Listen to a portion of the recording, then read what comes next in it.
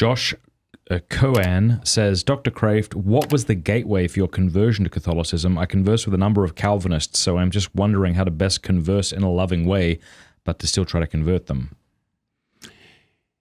If by a gateway you mean the beginning, it was probably a conversation I had with my roommate the first day I was on campus at Calvin College.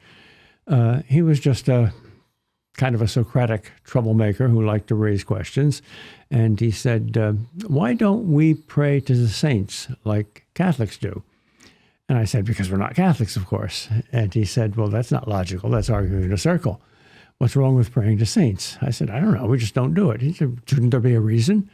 I said, well, because, I don't know, really. And it just ended there. And I said, well, here's a question that's not terribly important to me, but I don't have an answer to it. Maybe I'll do a little investigating and find out why Catholics do pray to saints. It sounds like idolatry. And that just began me on a 4-year journey. Maybe it was even earlier than that. The time when I was quite young, maybe 8 or 10, we visited St. Patrick's Cathedral in New York. And I said to my father, who was an elder in the Reformed Church, Dad, this is a Catholic church, isn't it? He said, yes. I said, the Catholics are wrong, aren't they? Oh, yes, they're terribly wrong. Well, then why are their churches more beautiful than ours? I was struck by the beauty.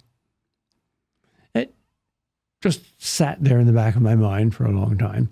But if you're asking what was the final thing that brought me over, I think it was, well, I'm a kind of a procrastinator, like Hamlet, and I became convinced that very probably the church was right on everything.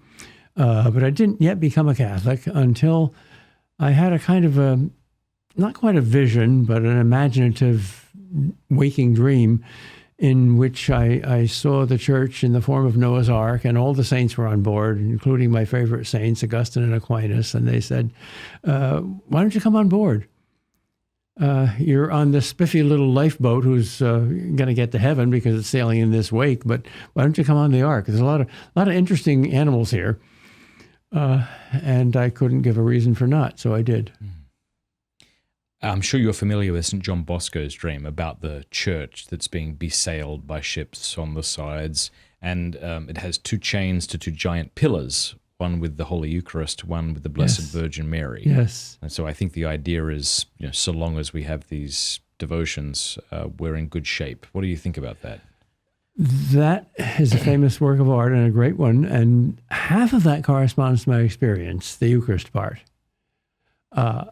Of all the distinctively Catholic doctrines, that was the one that most forced me to be a Catholic, because if it isn't true, if Christ is not really present in the Eucharist, if it's just a holy symbol, then all Christians in the world for 1,500 years have been committing the most egregious idolatry, worshiping bread and wine and thinking that it's God.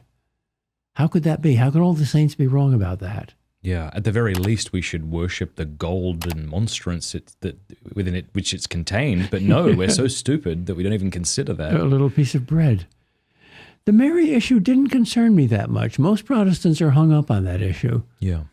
And I wasn't. I understood that Catholics don't worship Mary. They make a big deal about her because they're in love with her, because she's so holy. We're all supposed to be holy. But I do realize that most evangelicals trip over Mary more than anything else. I don't know why. I want to tell you about Hallow, which is the #1 downloaded prayer app in the world. It's outstanding. Hallow.com/Matt Fradd. Sign up over there right now and you will get the first 3 months for free. That's like a lot of time. You can decide whether it's useful to you or not, whether it's helpful.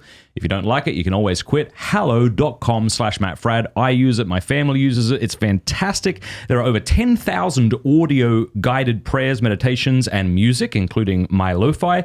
Hallow has been downloaded over 15 million times in 150 different countries. It helps you pray, helps you meditate, helps you sleep better. It helps you build a daily routine and a habit of prayer.